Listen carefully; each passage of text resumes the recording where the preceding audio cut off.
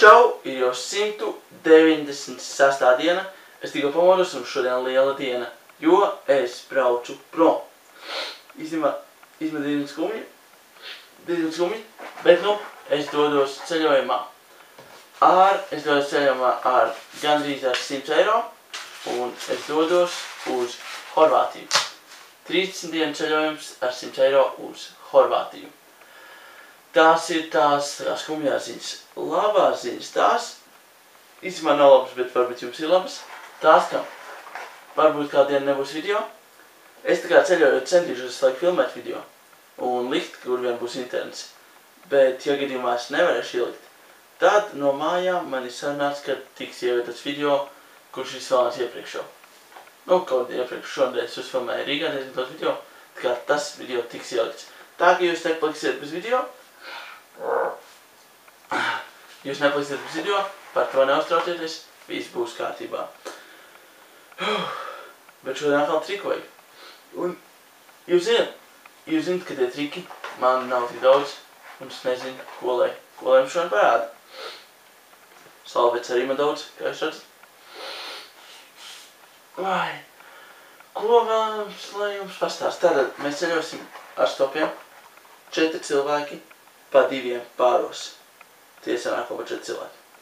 Es ceļošu ar savu brāli, un otrā dienā būs vēl 2 cilvēki, kā jau pāris. Un mēs ceļojam, mūsu mērķis Adrijas jūra, un tad mēs ceļojam atpakaļ. Un es ilgi nebūšu Latvijā. Ai, skumji. Kā es to izturēšu? Bet nu, gan jau kaut kā tikšu galā. Bet tad skatieties video, gaidiet, un pastāstiet lūdzu arī draugiem par šo ceļojumu, jo kādējām filmēt video, ja neviens nesās. Tādēļ lūdzu skatieties, jo mani vairs neviens nestāds. Ai, skumji. Labi, neko darīt. Palikusi pirms pēdējā salvete, pēdējos atstāšu vēlākam. Izšauju daunu. Un ievietošu to salveti šajā kastītē. Tā. Un es aizdošu kastīti.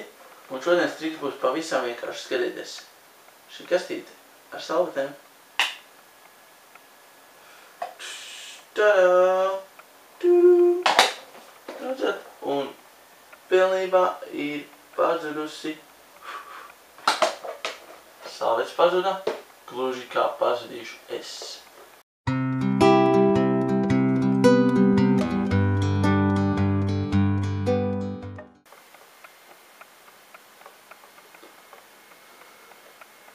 Halo?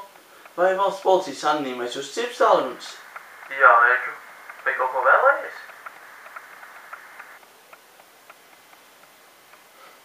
Labi, tad jau tiekamies rīt, kaut kur citur, kaut kur pavisam citur.